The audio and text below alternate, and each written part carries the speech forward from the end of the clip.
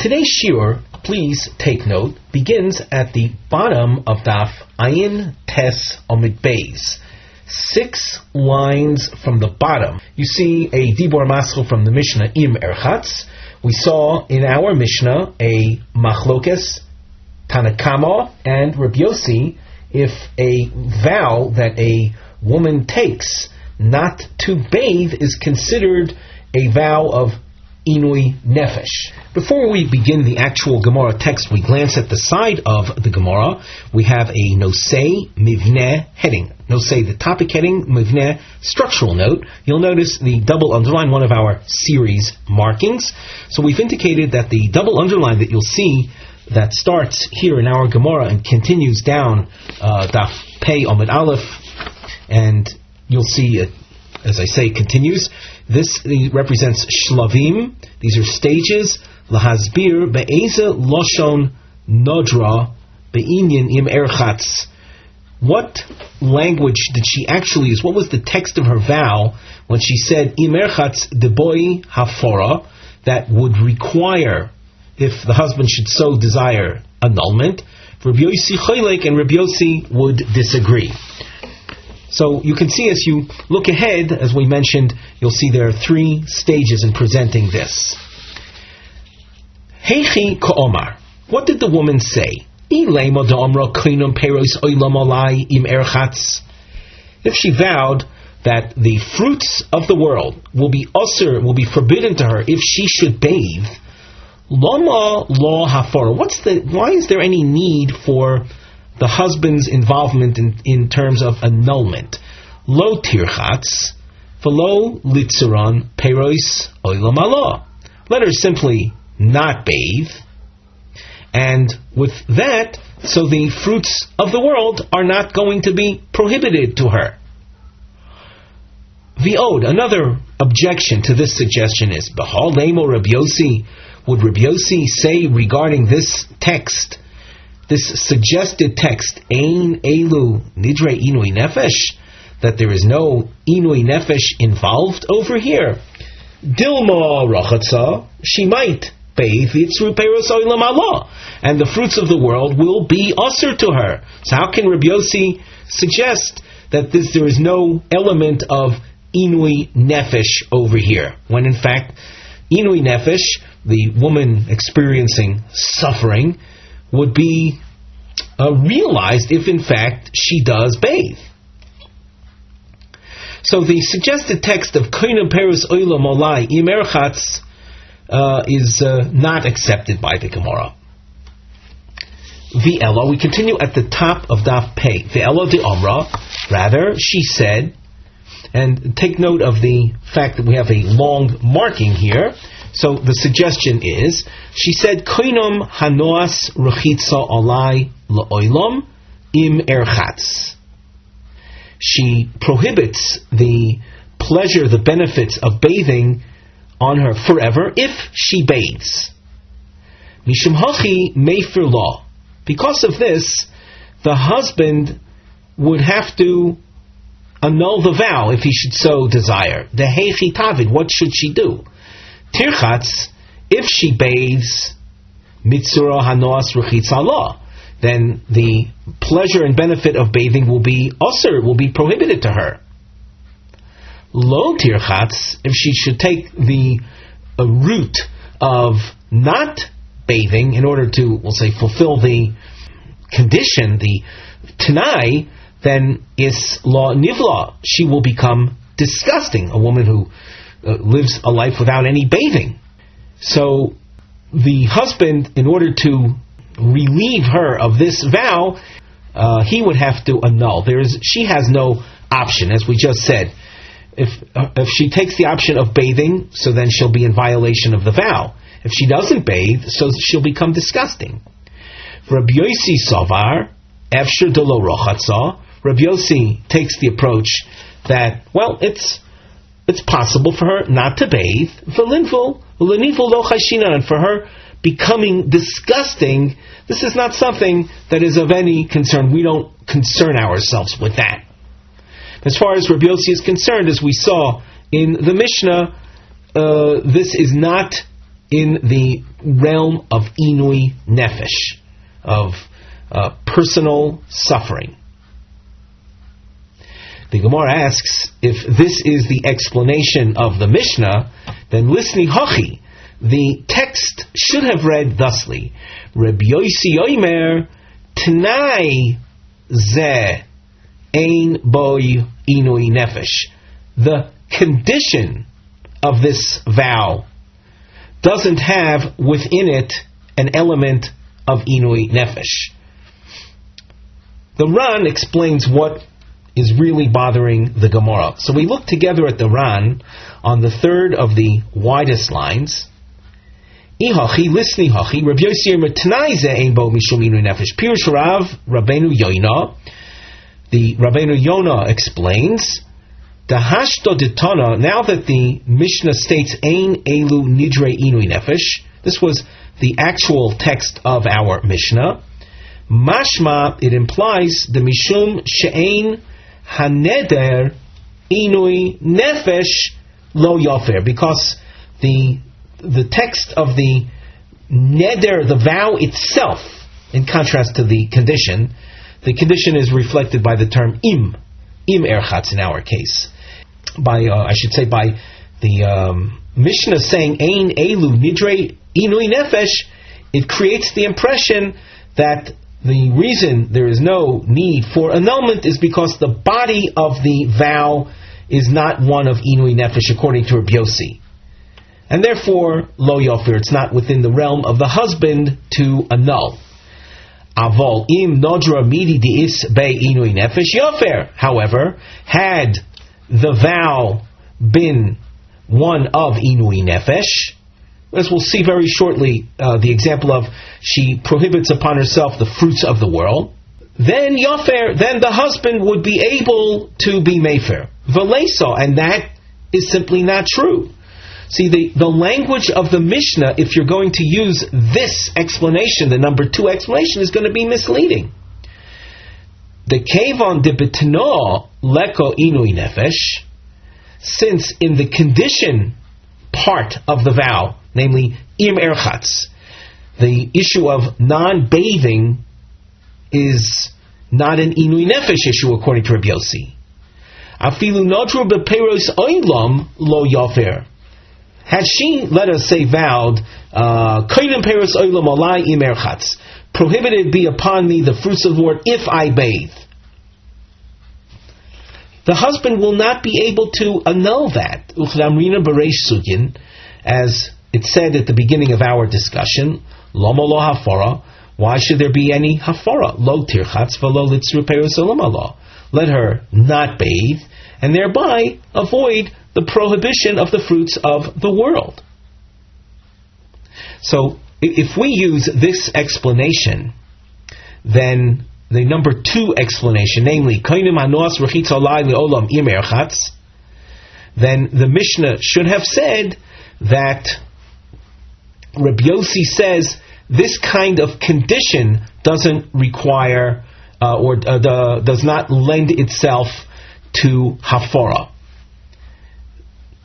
By the Mishnah stating, as it does, that ein elu nidre inu nefesh, without emphasizing the Tanai aspect, you're leaving us to believe that if we would change the text of the basic vow, then the husband would be able to be mefer, and that is not true. Therefore, we continue. Elo di Amra, the woman said, Hanoas rechitza olai la'olam im erchatz hayom. She prohibits upon herself the benefit of bathing forever if she bathes today. Now there's a big turnaround in this presentation, in this number 3 stage, and we glance at Rashi, who says, Elo li'olam lim Rabbi Yossi rechitza nami havi inu nefesh. In fact, rechitza, bathing, is related to inui nefesh. Our Mishnah, where Rabbi Yossi said, as a reaction to the Tanakama, who spoke about Rechitza, and Rabbi Yossi says, Ein Elu Nidre Inui Nefesh, it's talking as follows: Kegoin de Omra Im Erchatz Hayom, where she prohibits the benefit of bathing if she bathes today. The Hainu time of Rabbi Yossi. The reason that there's no element of inui nefesh here is the lo asili de nefesh. She isn't going to come to a situation of actual suffering. The lo rochatz hayom v'lo nitzra nos rechitza la. Let her simply not bathe today, as the condition says, and she will thereby avoid the prohibition of the benefits of bathing. V'lek elo nivel diomei. There's only the problem of being uncomely or disgusting, repulsive just for the day. After the day passes, she can bathe whenever she wants. The Gemara continues. Rabbi Yossi Sover, as we just saw in the Rashi, Rabbi Yossi holds Nivel de Chadyoima lo Shmei Nivel. So at this point, when the Mishnah spoke about the vow of Im Erchatz, and Rabbi Yossi reacts to that as saying Ein Elu Nidrei Inu Nefesh, what she really said was what we see here in suggestion 3. She prohibited upon herself permanently the benefits of bathing if she bathes today. And with regard to that, Rabbi Yossi says the husband is not going to be made. The husband cannot annul that because it doesn't get her into a problem of inui nefesh as a result simply of being one day without bathing. We continue now at the top of Omid Beis. Shonis im erchatz. Shonis means we've explained what the Mishnah meant when it said that a woman vows using the expression im erchatz. What about the expression im lo erchatz that we found in the Mishnah? Heichi domi. What did she say there? Again, we have a marking, and on the side of the more you see the nosei, livneh heading, the double underline with lettering Aleph, Beis, and Gimel. Gimel Shlavim, 3 stages. What did the lady say when she used that expression? The Mishnah is quite terse, as we just saw, and here too we need an explanation. We need an elaboration on what was said. So the Gemara continues. If you're going to suggest that she said Titzar Hanoas Rechitza La'olam Olai Im Lo Erchatz Hayom, I prohibit upon myself the benefits of bathing permanently if I do not bathe today. And the Tanakama would have said to that the Baal is Mefer. So we say, Lama lo hafara. Why is there any need for the Baal to do hafara? Why does he have to annul that? Tit sechi. Let her bathe today. When is the prohibition going to set in? If she doesn't bathe today. So we tell the lady, bathe today, and thereby avoid the vow from taking hold. So why does the husband have to get involved? Omar Rav Yehuda, so stage 2, the Umrah, what she said is Hanoas Rechitz Olai Li Olam Im Lo Erchatz B'mei Mashra. I prohibit upon myself the benefits of bathing permanently if I don't bathe in flax water. Mei Mashra. Mashra literally means soaking in the preparation of linens. So the first stage after you harvest the flax is the flax plant, the flax reed is soaked in water. Now that water becomes disgusting. A very foul odor is emitted therefrom. So, of course, if the woman's vow was conditional upon her bathing in the Mei Mashra, so the husband would have to annul that in order for her to avoid that experience. The Gemara asks, if that's the text, and by the way, you noticed in this text the im lo erchatz expression, im lo erchatz b'mei mashra, the Mishnah was referring to this case.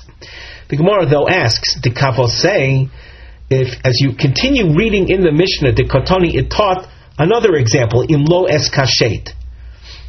So, as is the case with Mishnayos, we like to maintain a certain type of parallel between the examples or the cases. So, in this case, in lo es kashet, if I don't adorn myself, I don't beautify myself, what was she saying? Then, im lo es kashet beneft, the parallel to the bathing in Mei Mashra would be that she prohibited upon herself the benefits of cosmetics if she doesn't adorn herself with fuel, with neft, kerosene.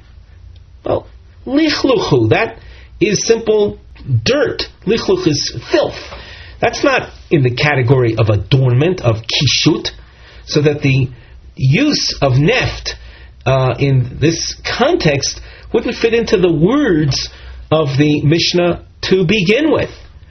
So, if we're going to explain the in lo erchatz expression of the Mishnah being a condition featuring Mei Mashra, we don't find a way to continue in the study or the presentation of the Mishnah with regard to the im lo es kashet phrase. Therefore, we go to stage 3. Omar Rav Yehuda, the Omra, the woman said regarding the im lo erchatz, she said as follows: Hanoas ruchitza le'olam alai, she prohibits upon herself the benefits of bathing. Im erchatz hayom, if I should bathe today. Ushvua shelo erchatz, and here you have the negation, the shelo erchatz, and we point out, Rashi points out, that contrary to the way we've been approaching the Mishnah till now, namely im erchatz and im lo erchatz are two separate cases. Stage 3, that is Rav Yehuda here is saying they're not two separate cases, it's one text.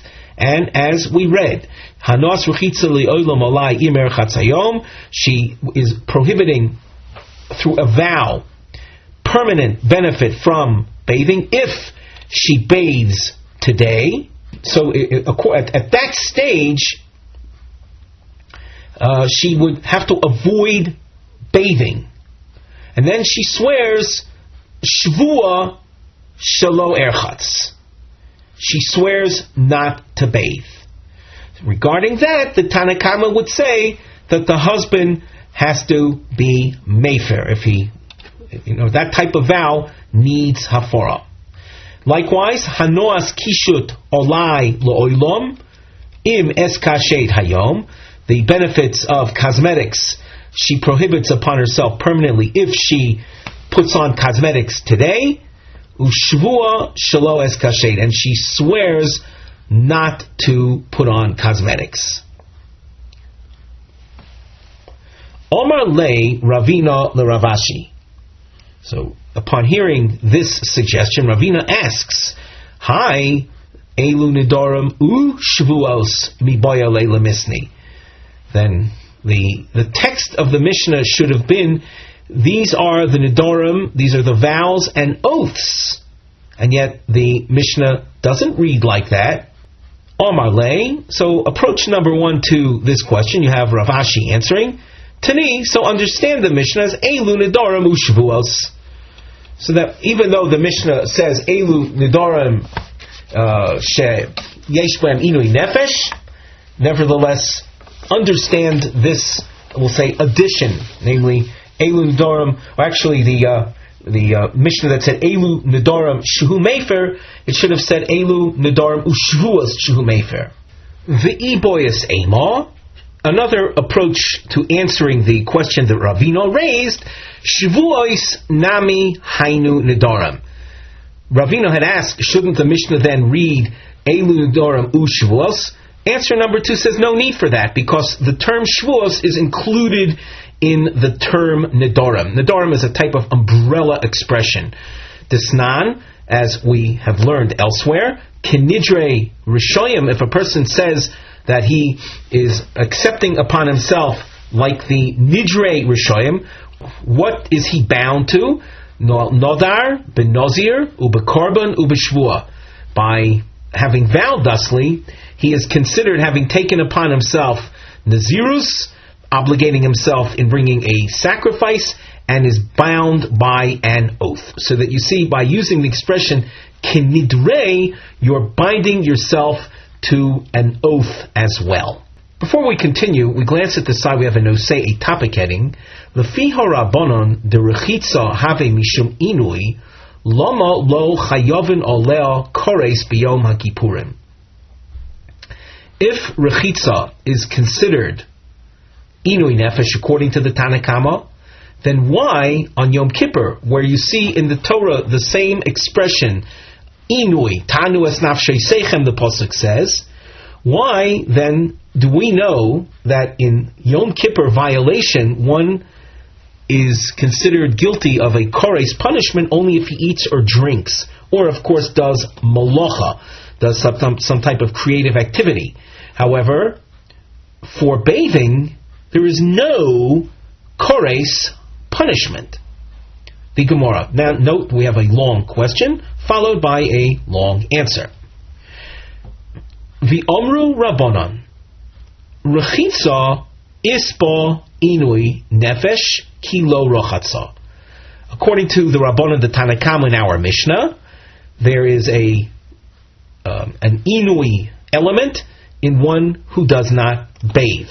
It's called, according to the Chachamim, the non-bathing is called inui nefesh, and hence it's within the realm of the husband's ability to annul.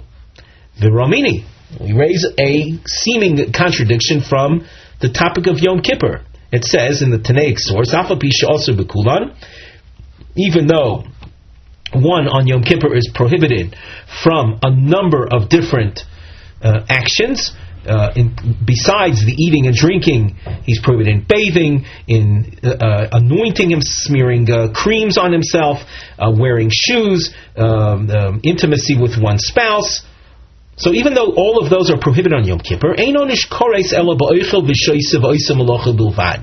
the kores penalty applies only to eating, drinking, and performance of malachas.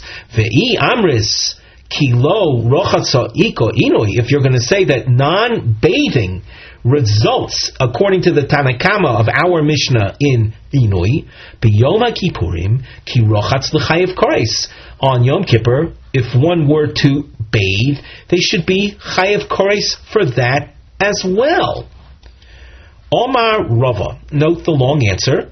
Hacha me'inyana dekra, and the text adds v'hacha me'inyana dekra. It's true that rechitza is called inui with regard to Yom Kippur. However, you have to study the psukim in their context, and with that you'll appreciate the difference between Yom Kippur and what results in kores versus Nedarim and what is considered inui. We've highlighted the two topics using a trapezoid, as the Mivneh explanation on the side indicates, the chiluk bein Nedarim liyom Kippur. So we explain as follows: Gabi Yom Kippurim dichtiv ta'anu es nafsho sechem. On Yom Kippur, where this expression appears, ta'an, that's what the pasuk says. Ta'anu es nafsho sechem. Milsa diyoda inuya hashta. The grammar, the linguistics of this pasuk convey the idea of immediate deprivation or suffering. That is the kind of inui that results in kores. And what is that? Well, non-eating, non-drinking. This is something a person is accustomed to doing several times a day even. So the self-deprivation which is demanded of a person on Yom Kippur from those actions result in an immediate feeling of suffering. It's an immediate feeling, meaning on that very day you feel the deprivation. Rechitza lo yada inuya hashta. Non-bathing, true, it might be called inui, but it's not of an immediate nature. If one doesn't bathe today, that doesn't mean that later that day he's going to feel the deprivation, the pain or suffering of that. Gabi Nedarim dichtiv. However, with regard to Nedarim, it says Kol neder v'chol shvuas isur la'anois nefesh. Now this expression la'anois nefesh milsa de asya lidei inui. This is a reference to something that is mashma. It implies something in the future, something that will lead to a feeling of suffering, a feeling of pain. V'chilo rochatzo asya lidei inui. When a person doesn't bathe, in this case, when the woman doesn't bathe, the non-bathing will come to a feeling of pain, of extreme discomfort. So, therefore, the non-bathing vow falls in the realm of those vows that we call inui nefesh, that a husband has jurisdiction over and hence can annul. As you can see, we have a slash mark, which indicates that which follows is a new trend of thought. On the side of the Gemara, we have a nosei, topic heading, in which we've written Biur Shitas Rabbi Yossi. We're going to focus and clarify, Biur to clarify Rabbi Yossi's opinion. Kan Rabbi Yossi served the rechitza lesbo mishum inui nefesh. Here, in our Mishnah, we get the feeling that Rabbi Yossi holds that non-bathing is not an issue of inui nefesh. Mokamacher, in another place, Rabbi Yossi Omer, tekvisa de begodim, the washing of clothing, ispa mishum tsar, is something that is related to pain, which is the equivalent of inui nefesh. Mashma de kol shekain rechitza, we'll say the non washing of clothing falls in the realm of tsar. So all the more so, the thinking is right now, all the more so the lack of bathing, of bodily bathing, should be considered tsar or inui nefesh.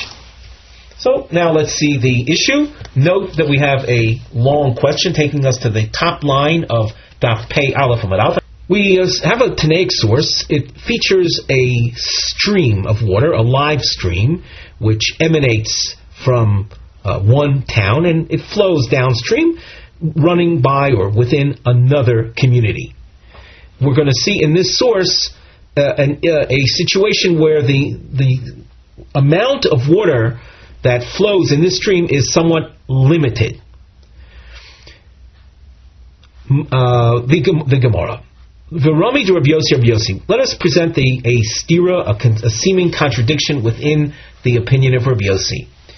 Up till now, in our Mishnah, Rabbi Yossi was presented as someone holding that rechitza does not come in the realm of inui nefesh. Ma'yon shel b'nei ha'ir chayehan v'chaya acherim. There is a limited amount of water. It's a type of either-or situation. It's either the people from that are close to the origin of the stream will have for their own drinking purposes, or the drinking purposes of some of the community downstream. Who gets the water? Chayen koidmin l'chay acherim. They can, in effect, dam up the stream at the low end of their community, and that's based on this idea that their own life, their own self-preservation comes before that of others. We take a look at Rashi, who expounds on this a bit. Rashi, toward the end of the narrow lines, Mayon shel b'nei ha'ir shemoishech v'holich lir acheres, a stream that flows from one community to another. V'ein bo elo kedei sipuk shtiosin shel b'nei ha'ir, and there's only enough water for the first community. Harishus b'yonun l'soismai, it is within their power to stop it, to dam it up. Shelo yelech l'isir acheres shelamata himena, that it should not flow downstream to the next community. Lefi shehamayim shelahem heim, because the water, in effect, is theirs, the community from which the stream originates. V'mayim b'shusan, and it's in their domain. Chayen kodim l'chay acherim, and as a result, their life comes before the life of others. We continue in the Gemara. Behemton ubehemas acherim. If, let us say, there is enough water for themselves and for the people downstream. However, there is not enough in the balance for the animals of the people downstream as well. So we have a quantity of water emanating from this stream that's enough to provide the drinking needs of the two communities and the animals of the people upstream. That's the case here. Behemton ubeimas achirim, behemton koidemes lebeimas achirim. The animals' welfare of the people upstream come before the benefit of the animals of the people downstream. Kvisasan ukvisas achirim, using the same model, and here we're going into a third need of water, and that is for the washing of clothing.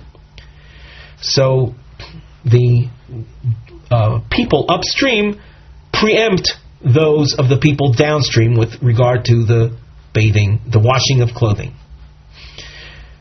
Now we have a new combination, chaye achirim ukvisasan. Here you have people upstream that have enough water for their needs, including their clothing washing. However, if they use the water for their clothing washing, it's going to come at the expense of the chaye achirim, of the drinking of the people downstream. So the first opinion says, chaye achirim koidmin likvisasan. The drinking needs of the people downstream come before the clothing washing of the people upstream. Rabbi Yossi Omer, and here we really want to focus on Rabbi Yossi, and that's why we've dashed underline his name. He says, Kvisasan kedemes l'chei achirim. He says the washing of clothing, the clothing washing needs of the people upstream come before the drinking needs of the people downstream. And now you can make the following kal v'chomer. Hashto kvisam Rabbi Yossi yesh batzar. Now we're saying that the non-washing of clothing would lead to pain, and therefore, according to Rabbi Yossi, the people upstream are able to preempt those downstream, even if it's a matter of their drinking needs. And here we're talking only about clothing washing. The Gemara continues at the top of Pei Aleph Amud Aleph. Guf kulo lo kol shekain. Entire body washing, all the more so. So you see that in Rabbi Yossi's worldview, bathing is considered a very, very significant form, or I should say the lack thereof, a very significant form of inui. How then can Rabbi Yossi, before, namely in our Mishnah, be portrayed as someone that says that that Mechitza doesn't get into the realm of Inui Nefesh? The Gemara answers. And it says, the answer basically is saying that the assumption that we made is incorrect. Amri in Kavisa Alima the Rabbi Yossi. The non-washing of clothing is in fact a more significant concern than the body washing of a person. The Omar Shmuel, Hi Ibuvia Dereshim. Actually, before we go on, let's just review the last point. And as a result of this, you can see that Rav Yossi gets very serious when it comes to the issue of washing clothing. But with regard to body washing, it's not such a serious matter. And hence, there's no contradiction between our Mishnah, which has Rav Yossi holding that Rechitza Ein Bo Mishum Inu Nefesh, and this Tanaic source, which agrees. Rav Yossi will say that body washing is Ein Bo Mishum Inu Nefesh. Kvisa is a different story. Kvisa, washing of clothing, is a different story. And the ability to see this difference is illustrated in the following couple of lines, where Shmuel presents a number of examples of situations where there's a non-washing, non-bathing of. So Shmuel said, Shmuel hai ir buvisa deresha masya lidei avira. If you look in the Ran commentary, 3 lines from the top, Arbuvisa Dereisha, Keshenu Misarek Roshi Tomid Umitokach Ika Arbuvisa Dereisha. Person doesn't comb his hair, and as a result, it's a lot of dirt and debris that accumulates in one's hair. So this can lead to blindness. So that the filth in one's hair diminishes one's eyesight. Number 2, Arbuvisa Demoni. Again, the word Arbuvisa with all that it implies. And here it's when filth accumulates in money, in clothing. Masya Ledei Shamumisa. This can lead to a person losing his mind. Shamumisa is Shiamum V'timahon Lev. A person, as we would say in more colloquial terms, a person can go crazy. And Arbuvisa de Gufa, this is the filth accumulating on one's body as a result of non-body bathing. Masya lidei shichani v'kivi. This could lead to boils and sores on a person's body. And here we have to emphasize that which you can find in Rashi, that shiamumisa, mental craziness, is worse than this physical discomfort, physical pain experienced through boils and sores. And the Ran explains boils and sores have potions, have therapeutic methods to alleviate their pain. But when it comes to mental disorders, that is a much more difficult, possibly insoluble issue. Hence, as we said before, Rabbi Yossi holds like this teaching of Shmuel, that non-washing of clothing is a more serious matter than non-body washing. Sholchu mitam, a message was sent from there, that hizaru b'arbuvisa, hizaru b'chabura, hizaru b'vnei aniyim, that one should care not to experience arbuvisa. We explained already the issue of washing of clothing and bathing. One should be careful to wash and bathe, and be careful of chabura. What does that mean, hizaru b'chabura? So we look at the Ran, hizaru b'chabura, l'lamei Torah b'chabura, one should be diligent. Hizaru can mean careful or be diligent in teaching Torah in a group. Teaching Torah to students ends up with each student becoming sharper as a result, and the instructor himself increases his sharpness. And the third message that was part of the message of Sholchu Mitam, that was sent from Eretz Yisrael, was one should note, be careful, give proper honor to the children of the poor. Bivnei aniyim. Why? Shemehem teitzitor, from them comes forth Torah. Shenemar, the pasuk says, Yizal mayim midolyo. That's the pasuk itself, and the word dal is a reference to the impoverished. Midalin, the midolyo means, in this drosha, means from the poor. There will run forth water. Water is compared to Torah. Torah, I should say, is compared to water. Shemehen teitzei Torah.